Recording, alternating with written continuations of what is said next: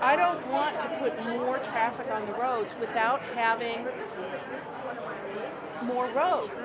The growing pains are real in the community of Lake Stevens, now faced with the decision about whether Costco should transform this site into a new store. I've been in Snohomish County since then, 1989, at that same location. Doug Turner worries about how it could impact his little store, which would be just down the road. And he has other concerns. Wetlands, besides that, and the traffic, I'm concerned about my quality of life. And it'll be gone, my current quality of life. The city and Costco brought in transportation representatives to talk about traffic, consultants to talk about what they'll do to mitigate environmental damage, and other experts to answer questions face to face. Lake Stevens Mayor John Spencer says the feedback he's heard has been split so far. It's difficult because this community has grown 400% in the last 6 years.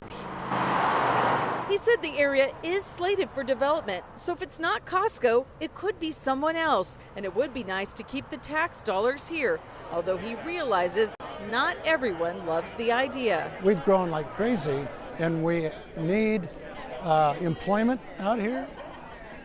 We need retail services, and they put, if you will, gas in the tank so we can do things like build parks and build sidewalks. Growth does happen.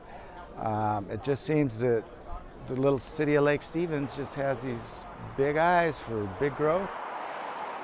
And it's important to note this is not a done deal. The council and Costco still need to review all of the public comments that have been submitted about this and respond to those. And then they'll hold a public hearing before the council votes on this issue. The estimates at this point are that could happen towards the end of this year or possibly sometime next year.